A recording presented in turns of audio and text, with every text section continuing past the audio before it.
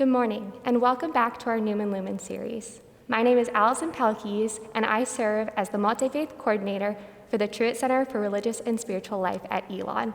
It's my pleasure to put together this series where we are discussing the theme, Bridging to Hope.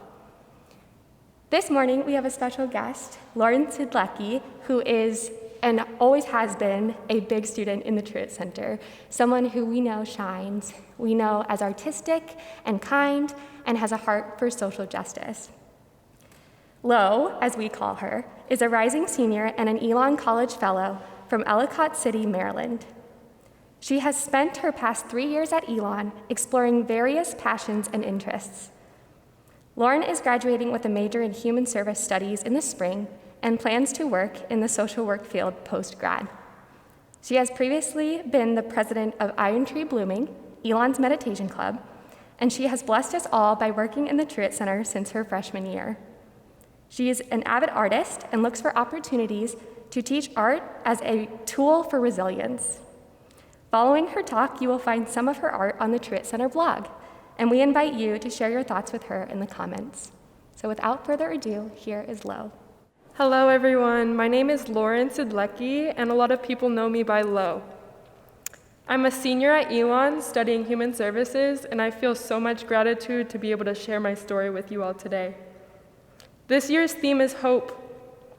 And in a time defined by a deadly pandemic, threats to our democracy, and racial tragedy, hope is in short supply. We cannot get enough of it. When I think about what gives me hope, I feel a little cynical, a pessimist at heart. Another part of me knows that there is hope in small individual acts. A friend with a contagious laugh, the type of laugh that makes you laugh more than whatever joke was said. People who are there for you when you least expect it.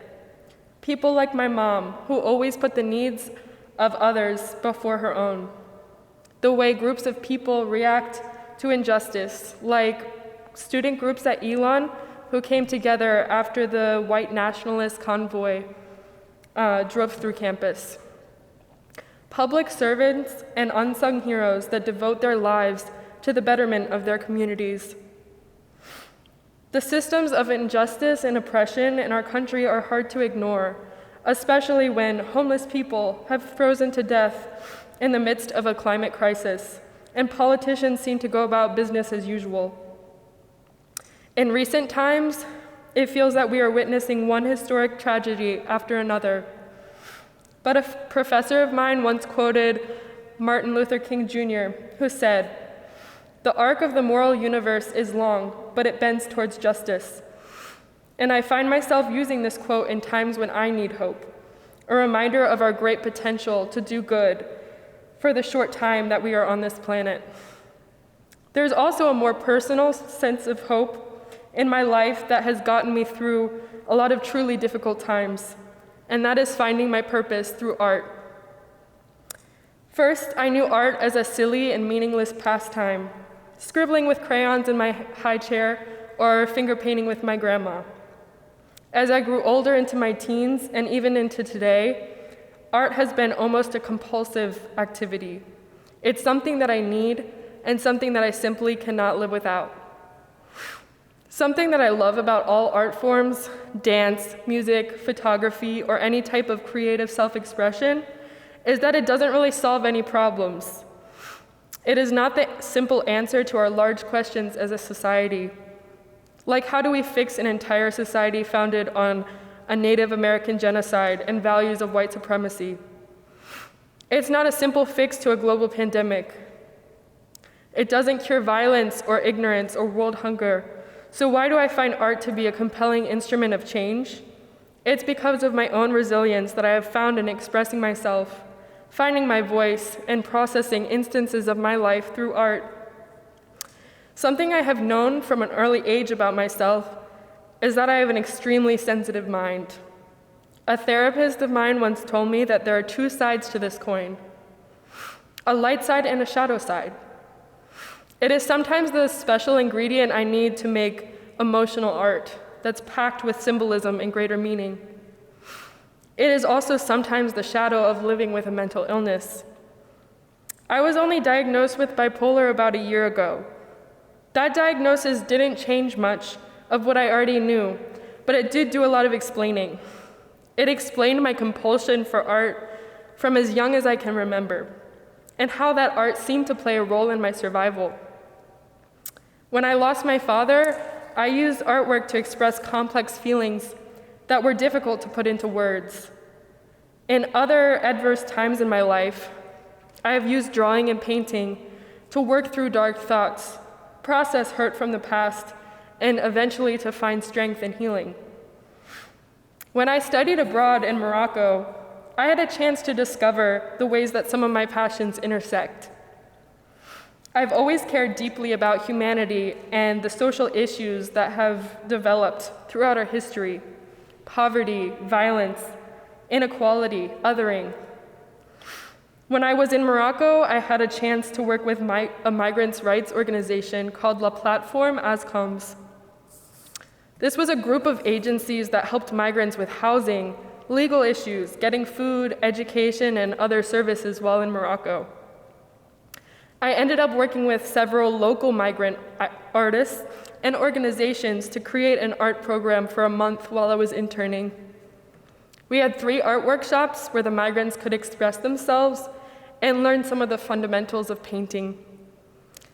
At the end of the program, we hosted an exposition of their work at a gallery, a local gallery, and the artists presented their work to family members, friends, and community guests.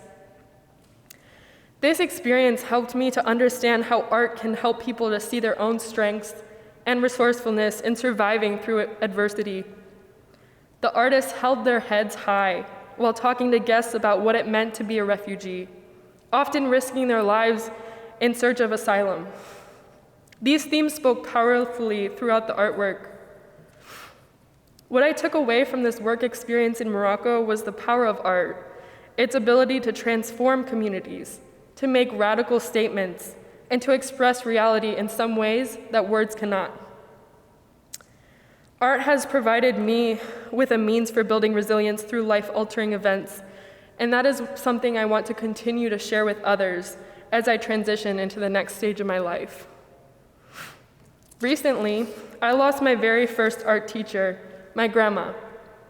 Her legacy is so strong in my heart through all of the memories that I share with her growing up, from the values that she instilled in me from a young age, and through the positive impact that she had made in her church community as a leader in art education.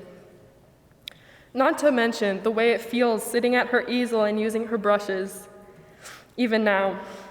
In moments like these, I feel her presence very deeply. From a young age, my grandma told me that anyone can be an artist and that there's no right or wrong way to make art. Her wisdom helped me to see that everyone's voice matters, that everyone has a gift of some sort to share with the world, and that all lived experiences are valid. My grandma's legacy has been my fuel for getting through the present, especially in these last few months. In that way, she has continued to bring me hope and be my light in the world during dark times. A few months ago, I was working on a fellows research project which studies the relationship between the artistic process and building resilience. Initially, I asked my participants to respond to 3 prompts in any art medium of their choice. I find it funny now. The 3rd prompt was, "What are your hopes for the future?" I never had to answer this. It came full circle when I was asked to reflect on the same question for Numen Lumen. A difficult task, but one that challenged me to look for the positive, rather than dwelling in negative events. Now I hope that you all might take a few moments to reflect on your experiences, past and present. What keeps you going? What gives you energy, momentum, or internal drive? What gives you hope? Thank you so much for listening and sharing with me in this time of reflection. Thank you.